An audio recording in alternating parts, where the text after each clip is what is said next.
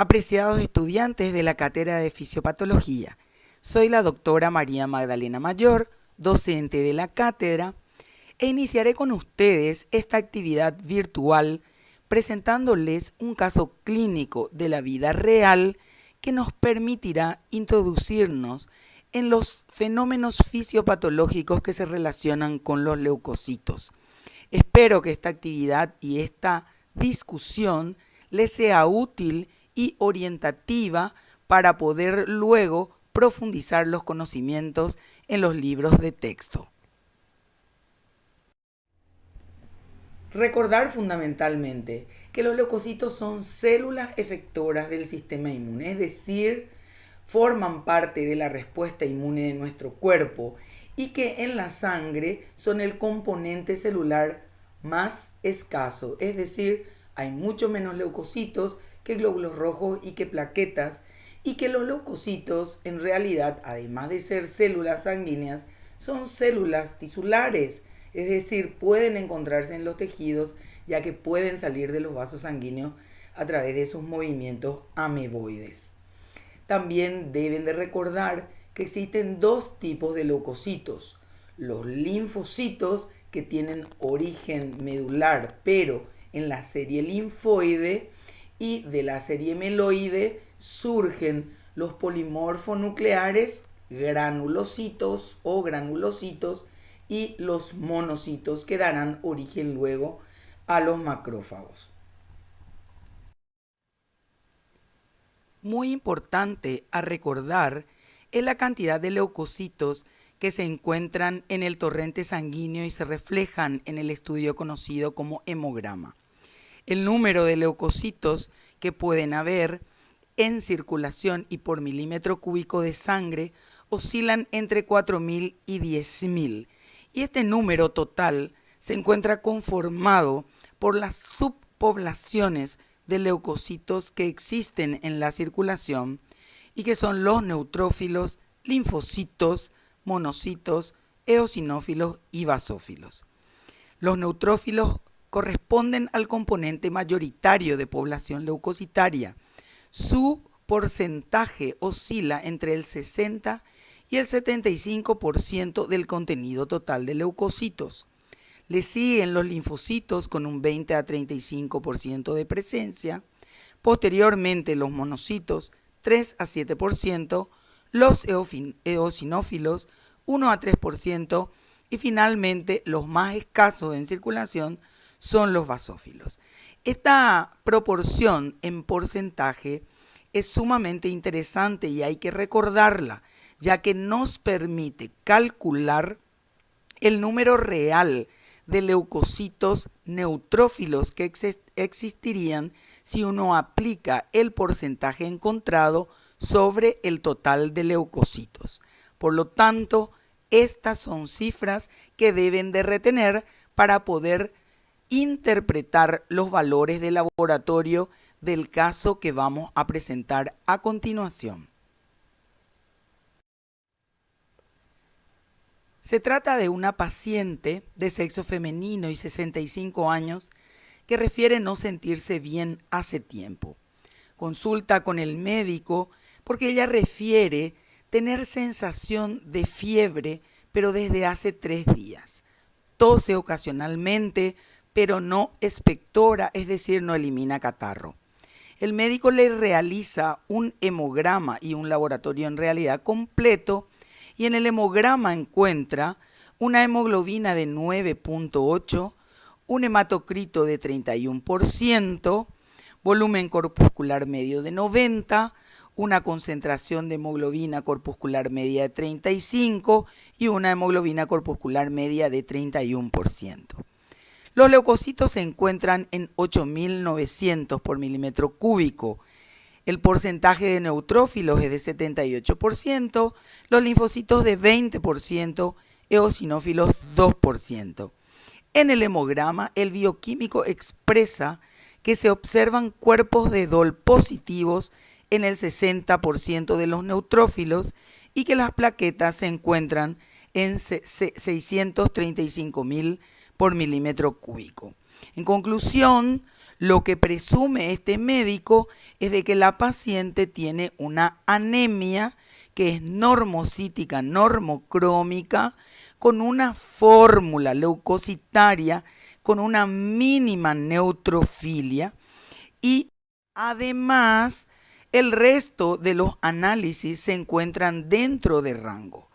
En el examen físico le llama la atención la presencia de unos ruidos conocidos como rales en la base pulmonar izquierda que le indican la importancia de realizar una placa de tórax. Y lo que descubre ahí es que la paciente tiene una neumonía, decide tratarla con antibióticos por 10 días y la cita para un nuevo control con laboratorio completo 30 días después. Surge por lo tanto entonces la pregunta, luego de haber visto el laboratorio de la paciente, ¿qué es lo que les llamó la atención del hemograma que le hemos presentado? Y efectivamente llamó la atención la presencia de cuerpos de DOL en las células neutrófilas. Por lo tanto, veamos qué son los cuerpos de DOL. Los leucocitos pueden presentar trastornos no relacionados a la cantidad de los mismos, ni tampoco a trastornos conocidos como neoplasias. Por lo tanto, hay algunos cambios morfológicos que pueden presentar, sobre todo los granulocitos neutrófilos, en su núcleo o en el citoplasma. Estas alteraciones nucleares que ustedes ven en esta diapositiva o las citoplasmáticas se observan en determinadas patologías y nuestra paciente presentaba una alteración citoplasmática conocida como cuerpo de DOL que se puede observar frecuentemente en pacientes que sufren un proceso inflamatorio que puede o no ser infeccioso. ¿Qué pasó con nuestra paciente? Vuelve, pero no a los 30 días, vuelve en 45 días. Ella refiere que no se siente mejor que antes, que duerme muy mal, que presenta sudores nocturnos y que desde hace 2 días tiene una lesión muy dolorosa y roja, inflamatoria, en la pierna derecha. El médico, al examinarla, realiza el diagnóstico de celulitis de pierna. Sus signos vitales en el examen físico destacan una presión arterial de 140-90 milímetros de mercurio, un pulso levemente acelerado de 110 por minuto y una temperatura elevada de 38.4 grados centígrados. Decide, por lo tanto, internar a la paciente y repetir análisis ya que ella vino sin los mismos. Los análisis, y en este caso el hemograma, muestra de nuevo una anemia normocítica normocrómica, pero en el caso de los leucocitos se observa un incremento a 15.600 por milímetro cúbico. El porcentaje de neutrófilos también se encuentra aumentado en 90%, los linfocitos 8%, los monocitos 2% y las plaquetas se encuentran más altas, están en 730.000 por milímetro cúbico. ¿Qué hace el médico? Realiza un tratamiento con doble antibióticos bien potentes, lo cual lleva a una mejoría importante de la lesión y nuestra paciente va de alta y debe volver a control en un mes. ¿Qué es lo que hemos, por lo tanto, detectado en este hemograma en relación a los leucocitos? Un número superior a lo referido en la fórmula leucocitaria normal y un porcentaje de neutrófilos también superior a lo referido como normal. Por lo tanto, concluimos que deberían de existir trastornos leucocitarios que no sean cualitativos como los que vimos anteriormente, sino que tienen relación al número de neutrófilos o de leucocitos o de cualquiera de las subpoblaciones, y a estos conocemos como trastornos cuantitativos de los leucocitos y pueden ser por exceso o por defecto de los mismos, y es lo que analizaremos a continuación. Los cambios cuantitativos por exceso de leucocitos, cuando el conteo leucocitario supera los 10.000 leucocitos por milímetro cúbico, se conocen con el nombre de leucocitosis. Esta leucocitosis puede deberse o se debe en general a un aumento en una subpoblación. Si son los neutrófilos que se encuentran por encima de 7.500, el cuadro se conoce como neutrofilia. Si son los eosinófilos que están por encima de 300, se denomina eosinofilia. Si son los basófilos que están por encima de 100, basofilia. Si son los linfocitos que se encuentran por encima de 3.500, se conoce como linfocitosis. Y si son los monocitos que están por encima de 700, entonces se conoce como monocitosis. Por lo tanto, debemos entonces analizar a nuestra paciente. Si tenía 15.000 blancos, tiene leucocitosis. Si tenía 90% de neutrófilos y el 90% de 15.000 son aproximadamente 13.500 neutrófilos, podemos decir entonces que el trastorno que presenta nuestra paciente es de una leucocitosis con neutrofilia. Recuerden un pequeño detalle y una pequeña ayudita. Cuando el aumento de la subpoblación de leucocitos se refiere a los granulocitos, la terminología de la nomenclatura termina en ilia. Y cuando es de linfocitos o monocitos, termina en osis. Esa es una simple ayuda con un tip para poder retener estos nombres que son nuevos para ustedes. Los trastornos cuantitativos de los leucocitos pueden ser también por defecto, que quiere decir que haya menos en la circulación que lo que nos expresa la fórmula leucocitaria normal. Por lo tanto, cuando existen menos de 4.000 leucocitos por milímetro cúbico, se define al cuadro como de leucopenia. Esta puede ser reflejo de la disminución de una de las subpoblaciones. Por lo tanto, cuando existen menos de 2.000 neutrófilos, la leucopenia es con neutropenia.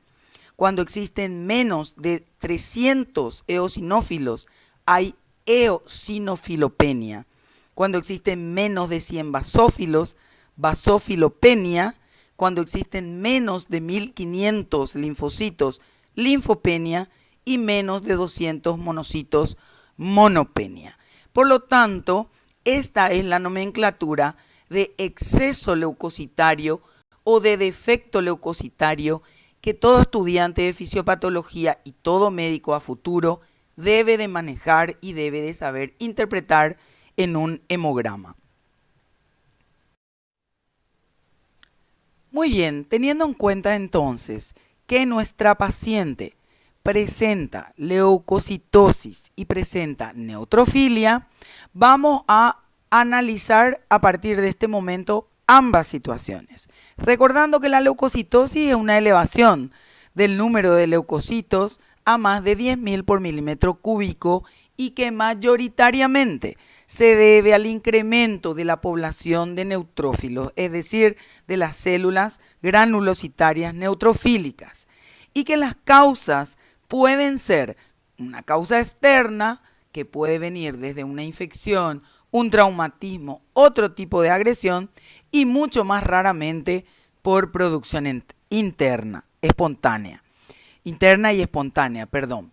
Por lo tanto, lo que vamos a hacer es vamos a analizar a partir de este momento dónde se encuentran los neutrófilos, en qué proporción están y cuáles son los mecanismos fisiopatológicos que pueden promover este exceso de células sanguíneas en un momento determinado y bajo qué situaciones.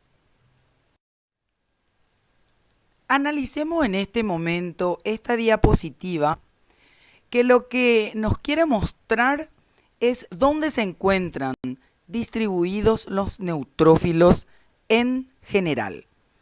Como veremos, los neutrófilos nacen en la médula ósea, allí maduran y hay un porcentaje de neutrófilos que queda almacenado ahí. Es decir, la médula es un centro de producción y un centro de almacenamiento de neutrófilos. Por lo tanto, hay un compartimiento donde viven los neutrófilos que es medular. Una vez que los neutrófilos salen a la circulación, hay una parte de los mismos que va por el centro del flujo del torrente sanguíneo, ¿sí? Y forma un compartimiento que es capaz de ser leído cada vez que hacemos un análisis. Por lo tanto, a este compartimiento que circula todo el tiempo a distancia se le conoce como compartimiento circulante o reserva circulante de neutrófilos. Pero ustedes recordarán de fisiología, los neutrófilos son células muy inquietas y hay una parte en la circulación que se encuentra próxima al endotelio de los vasos sanguíneos, lo que les permite, al estar cerca, una vez que tienen un estímulo de llamado para ingreso a un tejido, de producir su rodamiento, adherirse por sus moléculas de adhesión en su membrana y luego ingresar a los tejidos por diapédesis o movimientos ameboides. En conclusión, en la circulación sanguínea o periférica hay un compartimiento que contiene neutrófilos cerca del endotelio y que se le conoce como reserva marginada. Además, los neutrófilos están todo el tiempo produciendo el rodamiento, la adhesión y la penetración tisular. Entonces, en los tejidos hay una cierta cantidad de neutrófilos en condiciones normales, lo que establece un tercer compartimiento de neutrófilos en el organismo y que es el compartimiento tisular. Concluimos entonces que tenemos un compartimiento medular de reserva de neutrófilos, tenemos un compartimiento en la circulación con dos reservas, una circulante y una marginada, y tenemos un compartimiento tisular y según el proceso o el evento fisiopatológico o la causa, estos compartimientos se van a modificar para poder producir un incremento en la lectura de neutrófilos que se traduce en nuestro hemograma, es decir, neutrofilia. Veremos eso a continuación en otro gráfico que está en el libro y que yo voy a tratar de explicarles lo mejor que se pueda. Luego de haber analizado, por lo tanto, los compartimientos en los cuales se pueden encontrar los neutrófilos, podemos interpretar los mecanismos fisiopatológicos que hacen que los mismos se encuentren en exceso en la circulación. Lo que puede ocurrir desde el punto de vista fisiopatológico es que haya un aumento de la liberación de la reserva de la médula ósea a la circulación plasmática propiamente dicha. Es decir, hay un gran número de neutrófilos que son liberados a la circulación.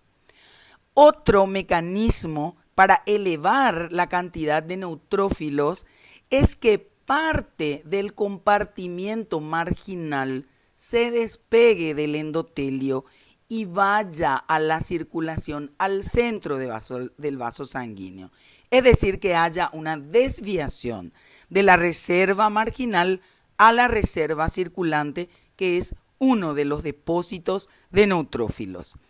Y por último, lo que puede ocurrir es de que haya una señal que incremente la proliferación de las células madres mieloides y por lo tanto haya un aumento en la producción de células granulocíticas neutrófilas. Entonces, estos son los tres mecanismos más conocidos desde el punto de vista fisiopatológico que elevan la cantidad de neutrófilos que se detectan en la circulación. La pregunta es, ¿cuáles son las causas que pueden provocar un incremento de neutrófilos y por lo tanto de leucocitos? Las causas más importantes de neutrofilia se dividen desde el punto de vista fisiopatológico en causas agudas de elevación de neutrófilos o en causas crónicas. Entre las agudas tenemos a todas las infecciones, tenemos a la inflamación, ciertas drogas, hormonas y medicamentos, también los trastornos físicos o las agresiones quirúrgicas o traumáticas y algunos estímulos emocionales. Entre las crónicas, la inflamación crónica, las infecciones que persisten, algunos cánceres, trastornos metabólicos o endocrinológicos y ciertas enfermedades hematológicas. Esto está muy bien en el libro, por lo tanto van a tener que mirar ahí para poder luego hacer su resumen y retenerlo. Como habíamos hablado en las diapositivas precedentes, este es el gráfico que nos muestra la cantidad o el espacio que ocupan los neutrófilos en los diferentes compartimientos. En condiciones fisiológicas normales, este es el compartimiento medular, este es el compartimiento sanguíneo con su reserva circulante en rosa y su reserva marginada en verde, y este es el compartimiento tisular. En esta situación no hay leucocitosis ni hay neutrofilia. ¿Qué pasa cuando se produce una infección y hay leucocitosis y neutrofilia? Lo que podemos observar es que hay una disminución del compartimiento medular, hay un incremento del compartimiento sanguíneo a expensas de un aumento de la reserva marginada, es decir, de la cantidad de neutrófilos que se encuentran cerca del endotelio, y que hay un incremento del compartimiento tisular, es decir, hay más neutrófilos dentro de los tejidos, probablemente debido a que en los tejidos se encuentra la infección. Entonces, lo que podemos presumir es de que hay una gran liberación de neutrófilos desde la médula hacia el compartimiento sanguíneo y que hay una gran cantidad en la reserva marginada, que es la que provee de neutrófilos al tejido para aumentar de esta manera la respuesta inmune a nivel del tejido, es decir, del compartimiento tisular. Esto es lo que ocurre entonces en las infecciones. ¿Qué pasa cuando hay una leucocitosis y neutrofilia relacionada al uso de esta hormona que es la adrenalina? Lo que podemos ver si comparamos con el basal que está acá es de que el compartimiento medular se encuentra igual, no hay modificación. Que el compartimiento tisular se encuentra igual, no hay modificación. Por lo tanto, no hay ni liberación de neutrófilos desde la médula, ni tampoco un ingreso de neutrófilos hacia los tejidos. ¿Qué es lo que pasa? El efecto se ve en el compartimiento sanguíneo. Tampoco hay un aumento del compartimiento sanguíneo, que quiere decir no es que hay ingreso de neutrófilos hacia él, sino lo que hay es una desviación de la reserva marginada que le oferta más neutrófilos a la reserva circulante. Y como es la reserva circulante la que se mide, entonces lo que se ve es que hay neutrofilia, pero esta no es una neutrofilia que ha sido proveída desde la médula ósea, pero ella existe. ¿Qué pasa con los corticoides, sobre todo cuando se usa al principio? Vemos que hay una disminución del compartimiento medular, que quiere decir hay una liberación y esta liberación va al compartimiento sanguíneo. Vemos que no hay ninguna modificación en la reserva marginada con respecto a la reserva circulante, y estos neutrófilos liberados desde la médula son los que determinan la neutrofilia y no ingresan a los tejidos, ya que no hay un llamado específico para ello. En conclusión, el compartimiento tisular se encuentra igual. ¿Y qué pasaría cuando los neutrófilos tienen un problema para adherirse al endotelio y por lo tanto ingresar a los tejidos? Esto ocurre en esta patología que se llama deficiencia de la adhesión leucocítica. Lo que vemos es que el compartimiento medular está un poco disminuido con respecto al basal. Aumenta enormemente el compartimiento sanguíneo, pero la reserva marginada está muy escasa, ya que no se pueden adherir los neutrófilos. Entonces hay un gran incremento de la reserva circulante, que es lo que leemos como neutrofilia, pero los neutrófilos no pueden ingresar a los tejidos, es decir, hay una disminución importante del compartimiento sanguíneo. Espero entonces que esta explicación les sea muy útil para comprender los mecanismos fisiopatológicos de producción de neutrofilia en estas determinadas situaciones. Bueno, con respecto entonces a la fórmula leucocitaria y al hemograma, tenemos que definir algunos pequeños detalles en realidad. Por un lado, tenemos a la expresión que refiere a la leucocitosis con neutrofilia con desviación a la izquierda. Esto significa, cuando un médico se refiere a esto, es de que aumentan las formas jóvenes presentes en la circulación, que no deberían de estar ahí, como ser los neutrófilos en banda. Si ustedes recuerdan la secuencia de evolución de maduración de los neutrófilos, la presencia de formas jóvenes nos dicen que la médula está siendo estimulada mucho para producir neutrófilos y para liberarlos.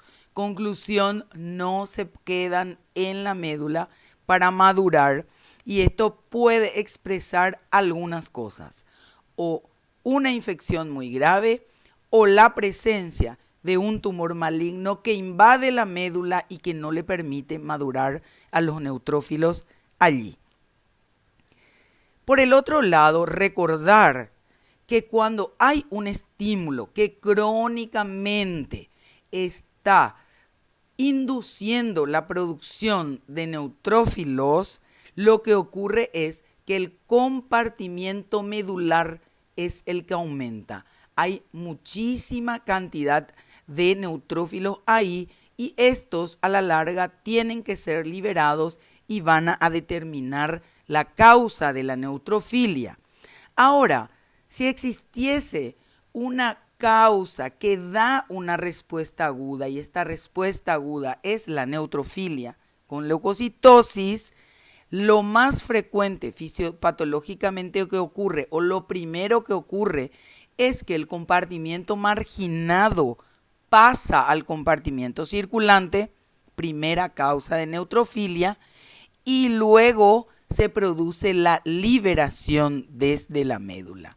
Entonces es muy difícil, lo que les quiero decir con esto, es que es muy difícil que una infección aguda determine que la médula incremente la producción de neutrófilos. Lo que pasa es que la neutrofilia sucede por desmarginación de los neutrófilos y por liberación de la médula ósea.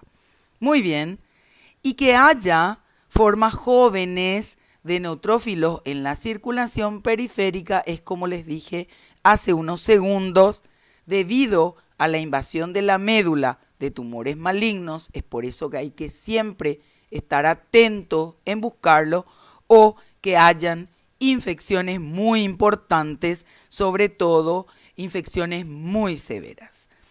Las infecciones muy severas se pueden expresar con cifras muy importantes de neutrófilos.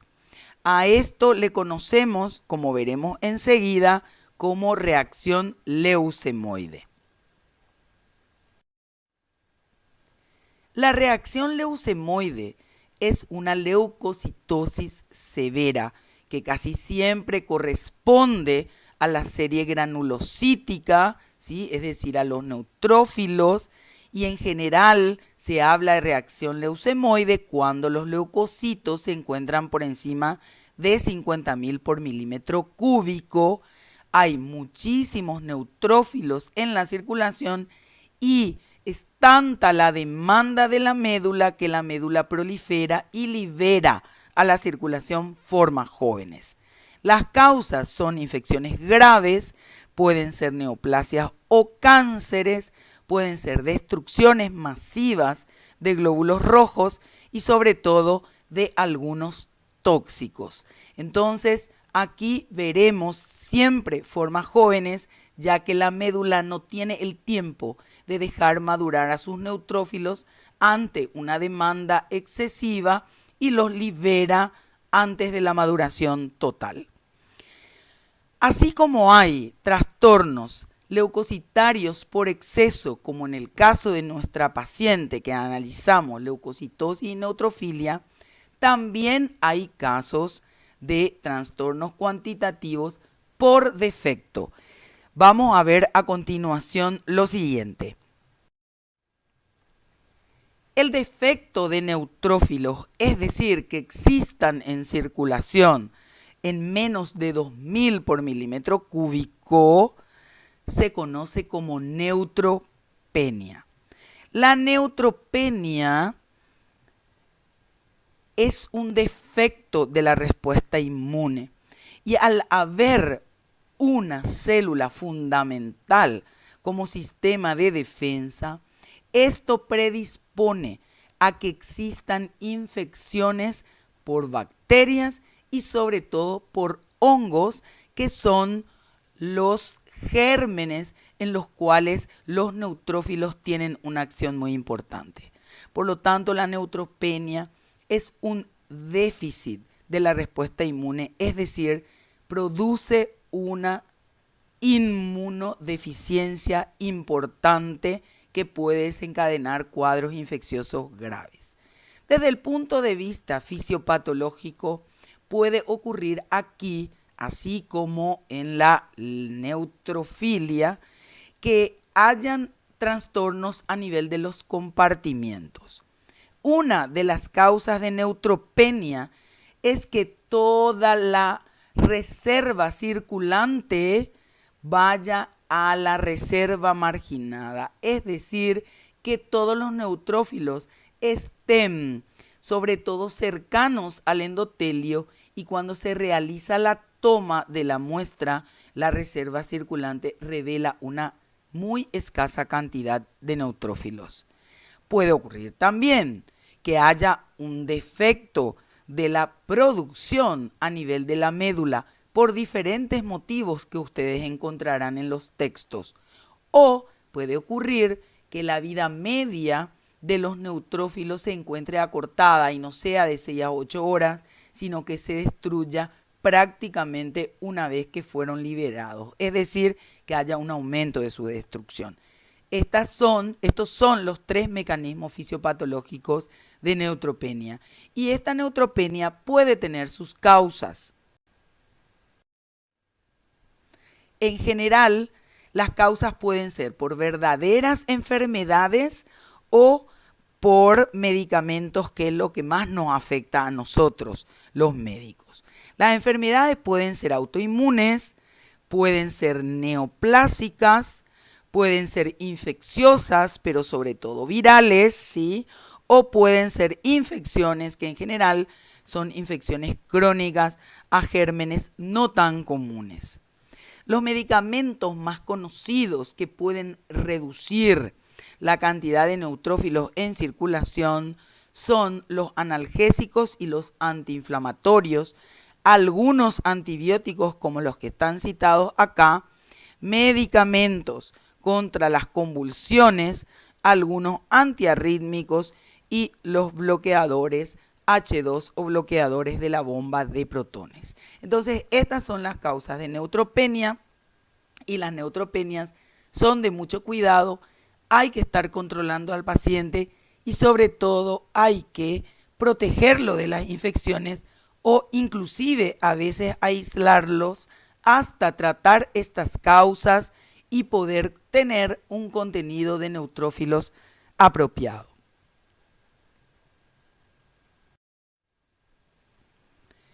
También es muy importante distinguir que hay situaciones médicas que promueven un profundo descenso de los granulocitos, a veces de todos ellos, a veces de todas las series roja, blanca y de plaquetas. Y hay causas que promueven la disminución de la granulopoyesis como mecanismo fisiopatológico de neutropenias y una de ellas es la aplasia medular, es decir, que prácticamente toda la médula se encuentre sin células madre. ¿Qué puede ocurrir cuando hay enfermedades que logran invadir el espacio medular? Y puede ocurrir que la médula sea ocupada completamente con otro tipo de células, como ocurren en los cánceres o por reacciones o tejidos anormales como en la enfermedad granulomatosa.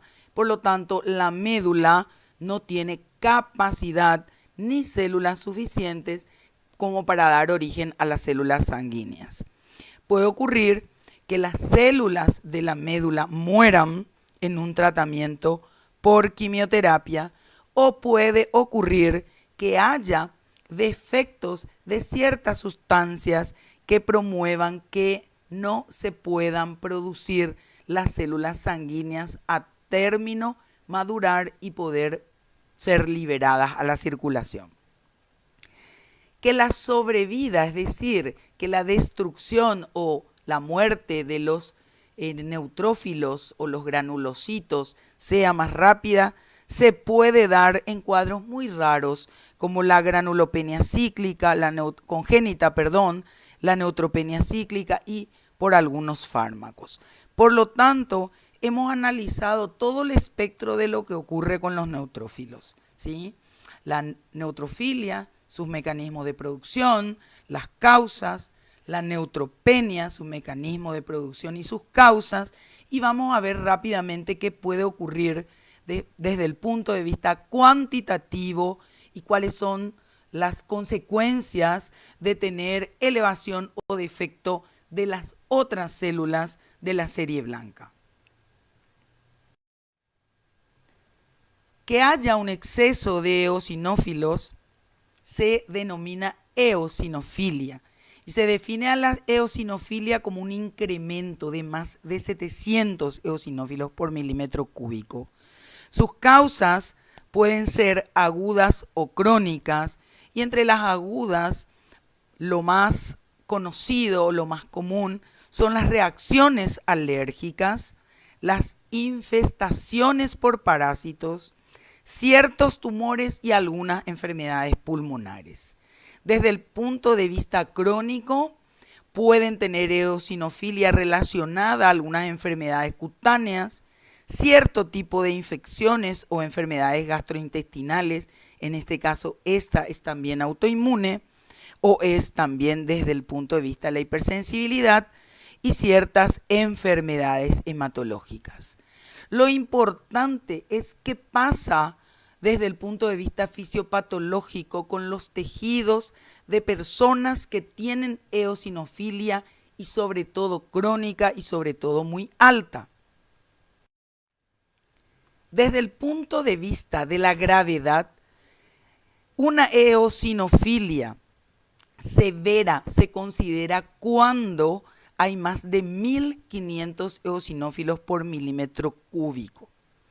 Y si esta eosinofilia severa persiste por más de 6 meses, los eosinófilos terminan produciendo lesión en diferentes órganos, sobre todo a nivel del músculo cardíaco, a nivel del pulmón y también pueden hacerlo a nivel del sistema nervioso central. Y esto se debe a que este exceso de células eosinofílicas promueven la liberación de sus productos o los productos de sus gránulos, sobre todo el peróxido de hidrógeno y de las proteínas básicas y cationes que inducen un proceso inflamatorio persistente que va a terminar por dañar el tejido en un proceso posterior de cicatrización por fibroblastos y lo que va a producir lo que conocemos como remodelado. Por lo tanto, un médico que identifica una neutrofilia por encima de 1500 que persiste en el tiempo, no busca la causa, no trata de disminuir el contenido de eosinófilos, está cometiendo un error, ya que va a determinar una lesión que puede ser definitiva y a largo plazo en órganos vitales del ser humano. Completamos la información sobre los trastornos de exceso de los granulocitos, hablando un poquitito de la vasofilia, que realmente la vasofilia es muy rara. Se puede observar cuando aumenta a más de 300 células por milímetro cúbico, tiene unas causas en general que son congénitas, por lo tanto no la vamos a analizar acá. Veamos qué pasa cuando hay un exceso de monocitos. Sí, esto es más frecuente, se considera grave cuando aumenta a más de 1500 células por milímetro cúbico y puede reflejar trastornos agudos o trastornos crónicos. Los trastornos agudos pueden ser secundarios a infecciones crónicas que pueden elevar los monocitos, enfermedades autoinmunes como el lupus, ciertos cánceres y algunas enfermedades hematológicas, sobre todo los cánceres sanguíneos conocidos como leucemias o también linfomas. Las cuestiones crónicas pueden ser por infecciones por protozoarios, pueden ser enfermedades granulomatosas o pueden ser recuperaciones de infecciones agudas. En líneas generales, entonces, estas dos completan un poquitito algunas de las causas de leucocitosis, pero no tienen la trascendencia ni la importancia de los neutrófilos desde el punto de vista fisiopatológico. También los linfocitos tienen trastornos cuantitativos de exceso o de defecto. Se expresa un exceso de linfocitos como linfocitosis cuando están en una cantidad de mayor a 4000 células por milímetro cúbico. Lo que ustedes tienen que saber es que esta es una cifra aceptada en el adulto.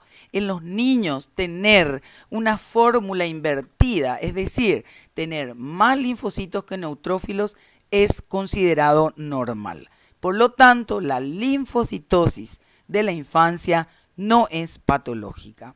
Las principales causas son infecciones sobre todo virales, ¿sí? Y estas infecciones virales pueden ser secundarias a rubeola, varicela, influenza o sarampión, pero también se pueden observar en ciertas neoplasias sanguíneas como la leucemia linfoide crónica o el linfoma de Hodgkin. Otras causas pueden ser alergias medicamentosas, trastornos endocrinos como el hipertiroidismo y sobre todo una enfermedad muy conocida como enfermedad del beso que puede elevar enormemente los linfocitos y a veces puede confundir con trastornos neoplásicos y que es la mononucleosis infecciosa. Entonces, las causas agudas, como ya dijimos, infecciones virales, ¿sí? Algunas enfermedades autoinmunes, y las causas crónicas pueden ser el estrés o algunas otras causas como la que ustedes ven acá. El defecto de linfocitos se conoce como linfopenia y que haya linfopenia puede ser debido a estos trastornos que vemos acá. Las anemias aplásicas sobre todo, el tratamiento con corticoides o con quimioterapias, pero lo más importante y lo que siempre tiene que estar presente en un médico que analiza un hemograma que presenta linfopenia es descartar un estado de inmunodeficiencia secundaria al virus del VIH, es decir, hay que buscar sí o sí SIDA. Estas linfopenias pueden ser congénitas o adquiridas, pero las adquiridas, sobre todo por el virus del VIH, son las más frecuentes. Y para terminar, desde el punto de vista de los trastornos fisiopatológicos leucocitarios, vamos a analizar algunos trastornos de los leucocitos que no tienen relación con su estructura. Es decir, no hay anomalías ni nucleares ni citoplasmáticas estructurales que no tienen que ver con la cantidad de leucocitos, sino que estos pueden encontrarse en cifras normales con una fórmula leucocitaria normal, sin anomalías estructurales. Sin embargo, ellos tienen un severo defecto en la función, es decir, no pueden hacer su trabajo. Y estos pueden ser alteraciones funcionales reales, que pueden ser congénitos, muy raros y no es motivo de discusión, o pueden ser adquiridos, y aquí sí llama mucho la atención las causas que pueden producir que los leucocitos no trabajen correctamente, porque estas causas son dos patologías sumamente frecuentes en la población en general, como ser la uremia y la diabetes. Entonces hay que tener en cuenta que un paciente cuyos riñones no funcionan bien o que tiene una diabetes tienen un defecto de la función de los leucocitos que le hace defectuosos en su respuesta inmune, es decir, con predisposición a trastornos infecciosos o verdaderas inmunodeficiencias. Los otros trastornos funcionales de los leucocitos pueden ser anomalías en la adhesión, es decir, en la adhesión al endotelio, porque puede haber una ausencia total o parcial de las beta-integrinas. Puede ser que no haya posibilidad de que ellos respondan al llamado, es decir, no hay quimiotaxis o esta es deficiente. Puede ser que tengan sus granulocitos impecables y no hay trastornos estructurales, pero estos no se pueden degranular. Y finalmente puede ser que tengan anomalías del metabolismo oxidativo. Entonces terminamos acá el análisis de los trastornos leucocitarios cualitativos, cuantitativos y funcionales que no son neoplásicos, ya que los trastornos neoplásicos no serán analizados con nosotros. Veamos qué pasó con nuestra paciente finalmente entonces. Nuestra paciente que debía de volver pronto vuelve después de 6 meses. Está francamente deteriorada, con palidez de piel y mucosas, muy delgada. Se queja de dolores óseos, sigue con el cuadro precedente de sudoraciones nocturnas y ella refiere que tiene fiebre ocasionalmente. Llama la atención la presencia de lesiones violáceas, equimosis, que son moretones en brazos y en piernas, y le trae la hija porque la paciente realmente no se encuentra en condiciones, y refiere que su mamá sangra muchísimo y tarda mucho en parar el sangrado cada vez que ésta tiene una herida. Al examen físico, el mismo médico que la vio por primera vez 7 u 8 meses antes, le encuentra una presión arterial de 110/60, un pulso de 100 latidos por minuto, una temperatura de 37,5, levemente elevada, pero sí ha llamado mucho la atención del doctor que la paciente tiene 10 kilos menos que hace 6 meses. Siguiendo con el examen físico, encuentra ganglios en la señora en su cuello, en la región de la axila y en la región inguinal.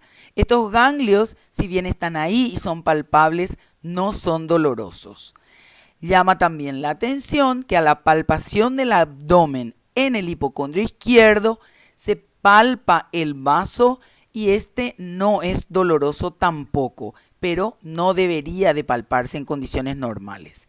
En el laboratorio se ve un empeoramiento importante de la anemia con una hemoglobina de 7,6, un hematocrito de 23, sigue siendo normocítica normocrómica. Llama la atención la gran cantidad de leucocitos, tiene una leucocitosis con 96.000 leucocitos por milímetro cúbico, 95% de los cuales son neutrófilos, tiene solo un 4% de linfocitos, tiene monocitos 1% y en el frotis de sangre periférica se encuentran formas sumamente jóvenes, es decir, hay una gran desviación a la izquierda en lo que habíamos visto antes, pero estos no son neutrófilos en banda o hiposegmentados, son verdaderos blastos, es decir, células sumamente inmaduras. Las plaquetas están en 620.000 por milímetro cúbico, siguen un poco por encima de los valores habituales. El médico le interna a la paciente con el diagnóstico de probable leucemia para continuar sus estudios. Bueno, terminamos entonces así este análisis de caso clínico en donde nuestra paciente nos ha mostrado la dificultad muchas veces que tenemos en el diagnóstico.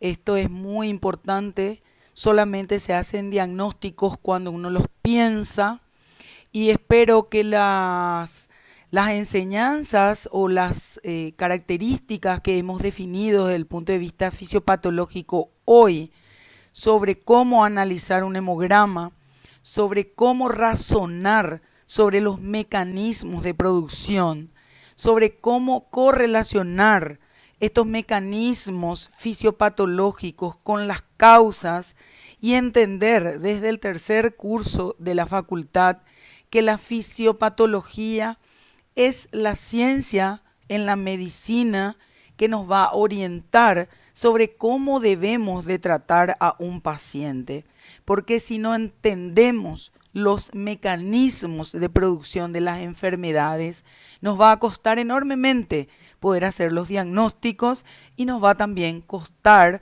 encarar los tratamientos. Así que por favor recuerden, al mirar un hemograma, analizar todas las series, tanto la serie roja como la serie blanca y las plaquetas. Eso es el ABC de la medicina y si desde hoy la cultivan, les va a servir siempre. Bueno, espero que les haya sido útil. Nos seguimos viendo. Muchas gracias.